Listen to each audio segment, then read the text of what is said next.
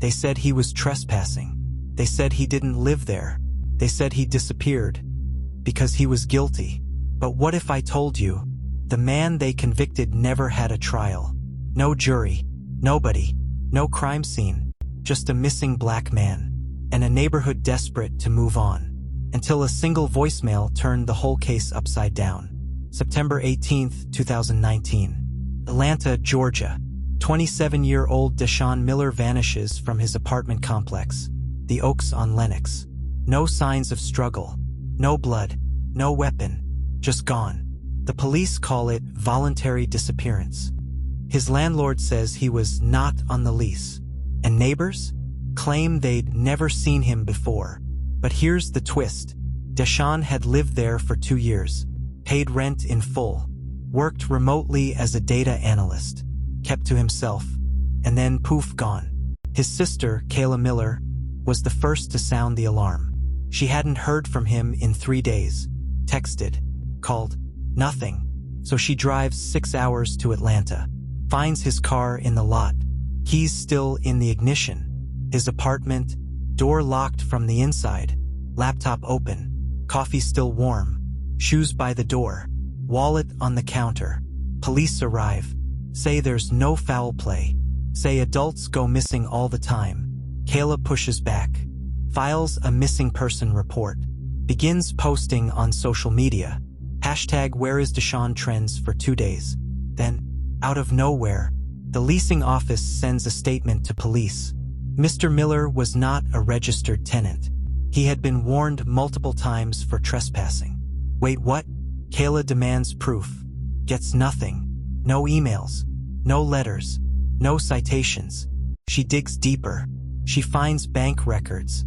Every month, $1, $275 rent to Lenox Oaks Apartments. She calls the complex, asks to speak to the manager, gets stonewalled. She goes public, posts screenshots, receipts, Deshaun's driver's license, address listed as the Oaks. That's when things get weird. A neighbor messages her anonymously. I saw him the night he disappeared. He was arguing with a man in a black hoodie. I didn't want to get involved. Kayla takes this to the police. They say the message isn't credible. No further action. But 2 days later, that same neighbor is found dead. Natural causes, the coroner says. 32 years old? Weeks go by. No suspects. No leads. Kayla gets desperate. Hires a private investigator, Jules Harmon, ex-FBI. No nonsense. Jules starts with surveillance footage. Gets access to cameras from a nearby gas station. 9:46 p.m., September 18th. A figure matching Deshaun walks across the street. Behind him, a second figure. Black hoodie, white sneakers. Enhance the footage. Pause. Rewind. The hoodie guy? Apartment complex security. Confirmed by badge on hip. Name, Marcus Dean. Jules does a background check. Marcus was fired 3 months ago. Not even supposed to be on the property. Now guess who filed the trespassing reports? Yup, Marcus Dean. Marcus tells police he was just visiting a friend. Claims he never saw Deshaun. But his phone pings at the complex that night. His vehicle? Caught leaving at 10:03 p.m., back in trance. Still, police say it's not enough. Nobody, no motive, no confession. But Jules finds something else. An old voicemail from Deshaun. 2 days before he vanished. K, I think someone's following me. A guy I reported on once. Says I don't belong here. If anything happens to me, don't trust the cops. Chills. Kayla leaks it. It goes viral. National coverage. Public pressure mounts. The case is reopened. Marcus is arrested. Charged with obstruction. Held on suspicion. Bail set at $15,000 paid in cash. But then, the DA files charges against Deshaun. Yes, the missing man. Trespassing. Identity fraud. Illegal occupation. How? They claim he used forged documents to rent. A leasing agent named Trevor Klein says Deshaun never existed in the system. But here's the catch. Trevor is Marcus Dean's brother-in-law. Boom. Public outrage erupts. Protests, petitions, #Justice for Deshaun hits 2 million tweets. Whistleblowers come forward. 2 former staffers at the complex admit, "We were told to scrub his records. Management said he was trouble." Turns out, the complex had been illegally evicting black tenants, replacing them with high-paying corporate leases. No paper trails, no legal notices, just disappearances. Deshaun tried to report them. Emails show complaints to the City Housing Board. Sent 2 days before he vanished. Marcus Dean vanishes before trial. His ankle monitor? Found in the Chattahoochee River. The leasing office shuts down. Trevor Klein resigns. The DA retracts the charges against Deshaun. But the question remains, where is Deshaun Miller? And why are the only people trying to find him ending up dead? Kayla gets a letter. No return address. Inside, a photo. Blurry. Looks like Deshaun. Holding today's newspaper. On the back, 4 words. Don't trust the system. Think Deshaun is still alive? Was he silenced for exposing something bigger? A missing man. A photo with today's date. And 4 haunting words. Don't trust the system. Deshaun Miller had vanished. But this meant he might still be alive. His sister Kayla thought she was getting closure.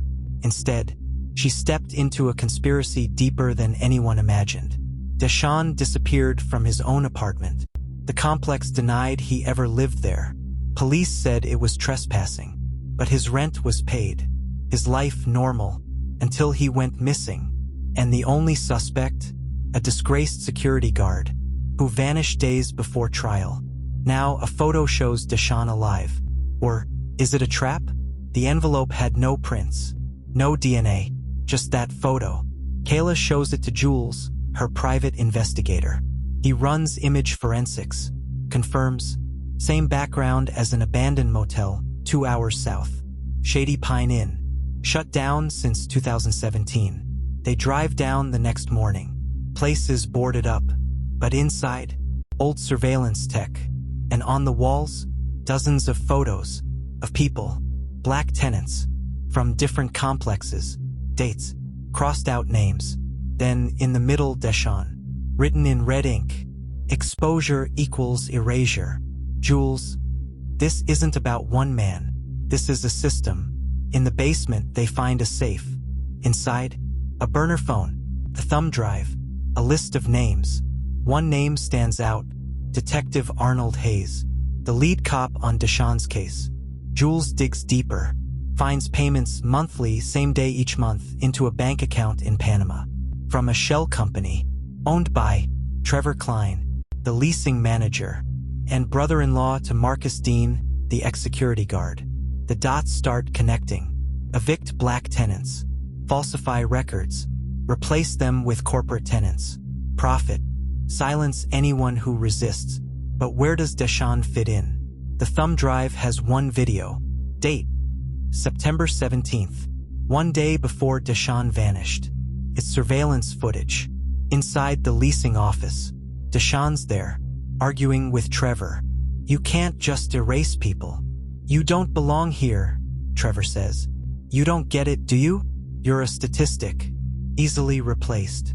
"I filed a report already," Deshaun snaps. "Then you better run." Next frame, Marcus enters the office. Lock the door. Video cuts. This wasn't a disappearance. This was premeditated. Kayla leaks the video. It explodes online. News stations pick it up. Protests reignite. Then, Detective Hayes holds a press conference. "This case was compromised. We are reopening the investigation." But hours later, he's found dead. Gunshot. Ruled a suicide. Except, ballistics don't match the weapon found. Jules knows. Someone staged this. And then Kayla gets a call. From an unknown number. It's a voice. Weak. Raspy. "Kay, it's me. They're watching. Don't trust." Click. It was Deshaun. Jules traces the call. A rural signal tower in Valdosta, Georgia. They head out that night. No police. No time. Deep in the woods, they find it. A rundown farmhouse. No power. just candlelight flickering. They break in, basement stairs creak. It smells like mildew and bleach. And there he is, Deshawn. Alive, gone, pale, shaking. They've been moving me for weeks. Every time someone gets close, someone dies. Kayla hugs him, sobbing. Jules scans the room. Medical gear. For bags. Cameras watching from corners. They were keeping you alive. But why? Deshawn hands Jules a folder. Inside, property deeds, emails, blueprints, a web of fraud, dozens of housing complexes, all owned by one company. Name, Urban Elevate Holdings. CEO, Senator Gerald Linmore.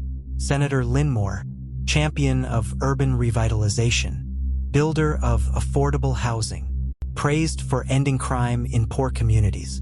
Turns out, he was buying out housing projects, evicting tenants, using fake citations, trespassing, loitering, ghost leases, then flipping properties to hedge funds. Deshawn found out. He was part of a class action tenant coalition, sent documents to journalists, but the journalists went quiet. Why? Because 2 of them were found dead in a car crash. No foul play suspected. Now the proof was in Kayla's hands. They send the files to 5 news outlets and go underground. 2 days later, every outlet drops the story. Senator Linmore involved in housing scandal cover-up. Missing man found, whistleblower speaks out. Urban Elevate Holdings linked to dozens of forced disappearances. FBI launches an investigation. Linmore denies everything. Trevor Klein flees the country. Marcus Dean? Still missing. And the photo? Forensics reveal it wasn't taken recently. It was doctored. A trap. To lure Kayla out. But instead, she brought the system down. Or so it seemed. 1 week later, Jules gets an encrypted email. Subject line, Red Line Protocol engaged. The message, you think this ends with Linmore? We buried one problem. 1,000 more remain. Attached, a new list, names, dates, addresses, surveillance photos of Kayla, of Deshawn, of Jules, taken just yesterday. You thought the story ended here? This isn't justice. This is survival. Because when profit is built on silence, speaking out isn't brave. It's dangerous. And sometimes truth doesn't set you free. It puts you next on the list.